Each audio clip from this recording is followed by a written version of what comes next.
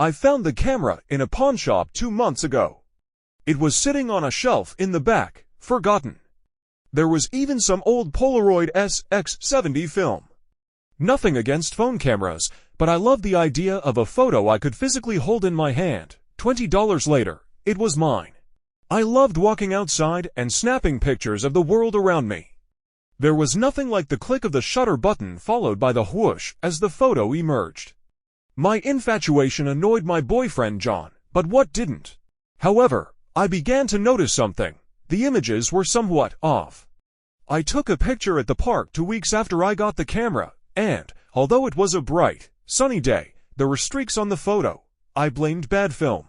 But the next day, as I was out walking, it began to rain, streaking the sky just like the picture. As time went by, I noticed more peculiarities. Pictures of buildings showing different people than I remembered.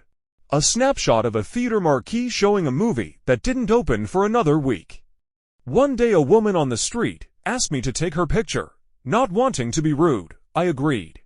She posed and smiled, but the photograph showed her standing on crutches.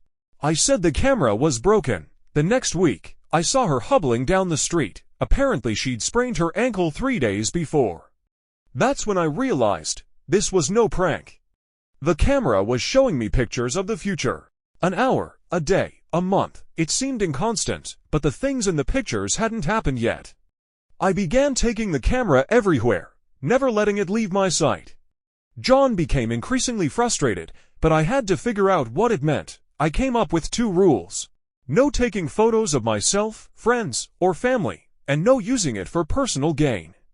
I was hiking yesterday when I impulsively took a photo of the city skyline.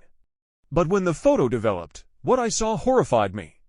A city on fire, buildings destroyed, people staring in disbelief, and a giant mushroom cloud subjugating the sky. My God, what had they done?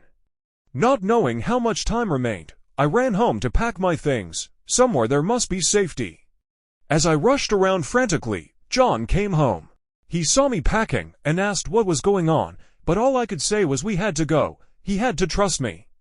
In his frustration, he grabbed me, knocking the camera onto the floor. Click, whoosh. I looked down at the picture and froze. The image showed John, enraged and raising a bloody knife, while I stood in front of him, wounded and bleeding, holding a gun. The same gun that was in my bag at that moment. I looked at him, he looked at me. I dove for the gun. Click, whoosh.